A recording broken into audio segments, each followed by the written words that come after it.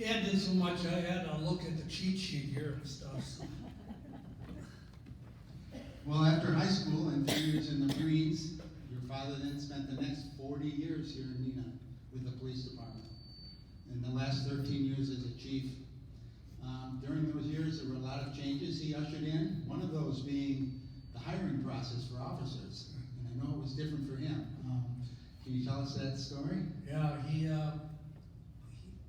he was a tall guy, he was athletic, and at that time, the Neenah Police Department, and all the way through when these guys in front of me here and both tables are the same age as me, I was the center for the football team when Losey was the quarterback, so I could be sitting in the table with these guys, but every one of these guys here knew Dad, because we were just talking before this, how involved he was. And anyway, Dad said, yeah, he came back from the service and he was going to be an apprentice for some job. And he was playing on the Neenah Police Department team, and the assistant coach, or excuse me, the assistant chief was on there, and he said, hey, how would you like to be a policeman? And Dad thought about it, and he thought, well, maybe maybe this is the way I should go. So he went down for the interview, and they asked him, were you in the service? And Dad said, yeah, I was in the Marine Corps. How tall are you? I'm 6'2". And he said, do you enjoy the community? Yep. Well, then you're hired. And that's how Dad started as a Neenah policeman. So he was involved in, well, I'll go into that a little later, but that got him into it. But then later on, he had to start a lot of different things, like the SWAT and the, I got this down here, just hold your horses here. And the tactical squad, he started that, and he also, I don't have my glasses on, you can see that's hurting me. And he also started schooling for the officers and so on.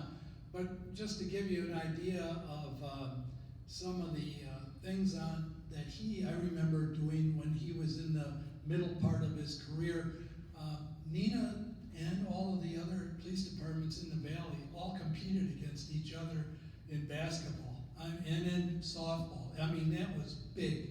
So one of the things for you to get hired was just like Dad, were you 6 foot, were you athletic, and I'm sure Don Paulno, and then you can take the Fishers, and you can take Jim Brickle and his brothers and stuff like the Brickle brothers, and then those guys got hired in the Neenah Police Department because they could play sports. And Neenah always wanted to kick blank against the other departments. And they used to play at all the armories, like some of you older folks here can remember the Neenah Armory and that, and I spent a lot of time when I was a kid and stuff doing that. And so later on, when he had to start these, when he was a police officer, he had to start some of these, the squad, the SWAT squad, and they called it the other tactical squad.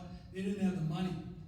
So what Dad did is he went down to the armory in the department, that armory, and he found 2 Thompson submachine guns that were used during the Depression. In the middle of the night, any police officer that was working the night shift had to have those submachine guns on the corner of Wisconsin Avenue and Commercial, where the 2 big banks were in Neenah. And so they sat out there with those Thompson submachine guns. Well, those Thompson submachine guns, and I'm kind of into the military stuff, are worth a lot of money. So Dad, with the money he got from those 2 things, he developed both of those 2 squads and paid for that for the Neenah Police Department from the sale of those weapons from the 1930s. It's amazing, yeah. And you also said, I remember you telling me that your dad was the first school district police liaison officer and started that program. I was kind of like a jock, and these guys out here were and stuff. And then a kid would get picked up or something like that in town. He goes, and they'd swear at me for telling my dad something. I didn't know what the heck you're talking about.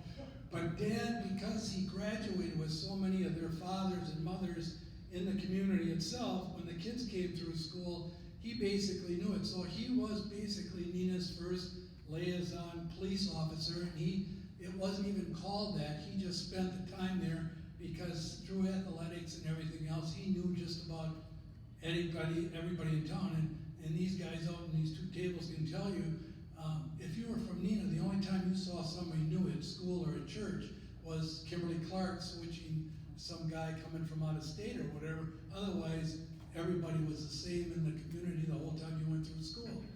So, Yeah, well, your dad, of course, we talked about, was well known for his community and civic work and all of the organizations I mentioned. In addition to that, he was very much involved in the Valley sports community and was particularly impressive there. Can you share a little bit about some of his volunteer work and also his sports work in the Valley? He, Dad started with, Senator Ellis. Well, his dad was real involved over at St. Pat's. And Dad, because us kids went to St. Margaret Mary's, he started the Christian League to compete with the public schools, which had 7th and 8th grade and even younger basketball and so on. So he wanted to get that going. So with Ellis over there at St. Pat's and him over at St. Margaret Mary's, they developed the Christian League for sports, and basically he coached me and coached my brothers and so on. And he also got all the referees for the games, young guys in high school or whatever, to come over, and it was a good way for him to get other guys into refereeing and get them involved in the sports themselves. So. Your father played basketball and football at NHS, right? Yeah, and I gotta say something on that one. Dad scored 13 points at regionals and helped him get into sectionals. I'm going, 13 points? Well, the game only went, the high score of the game was 28 to 26. And then I looked at some of the other scores, and I mean, back there in the 40s, if you got to 40 points, that was a big game. So with 13, you take that was a lot of points at that time, and so it all in perspective, So. Right, and your dad was certainly well respected for his playing ability and his coaching ability, but he may be most well known in the Valley and respected for his 37 years as an official for the WIA in many sports. Yeah, let me tell you a couple stories on that one. How many people can say that as a young kid, a teenager, that your dad is going to umpire a game at the Waupun State Prison? So here we go. He says, "You're going along with me." So I get down there, and it's open one door, slam the next, open the next, slam the next, and pretty soon you're in the courtyard out there with the walls, much taller than these out here, and there's nothing between you and the inmates, okay? And you're sitting on these maybe 5 rows of bleachers out there, and guys are pumping iron over here, and guys are swearing over there, and everything, and the game goes on, and then one guy got a home run, and you can imagine at that time how high that wall was. To get a ball, I wish I was with that ball. And say that. Then we went in to eat, and everything in that meal is probably the best meal I ever had in my life. Everything that we ate was produced on the state farm, right there next to the prison. And if you go down there today, you look across the highway, there still is the farm there. So peas, corn, the beef, the milk, everything was right there, and that's what we had for our lunch afterwards. Then another game Dad refereed, I'll just say this, it was a community that's west of Green Bay, and Dad was on, and I was working at that time, so I was about 18, 19, and Dad said, "Come on along, I need you to drive me up here." So we went up to this community, and Dad was umping first base, and the guy behind the plate wasn't calling him right, and beer bottles were coming over the fence at the calls. Finally, Dad stopped the game, and he goes, "All right, next beer bottle that comes over that fence, we're out of here." Sure as hell, some guy throws a bottle over. Dad comes over to me, "Let's get the hell out of here." Got over to concession stand, got the money, and away we went. But that's another story from, and like I say, he enjoyed refereeing and umpiring. He did a lot of it for free for the schools and that. And all of these guys in front of me here, we were just talking before this, that played sports and stuff and Dad was umpiring. Can name a game or name something that Dad was there did a game or something for him. He was a real true Neenah guy, so.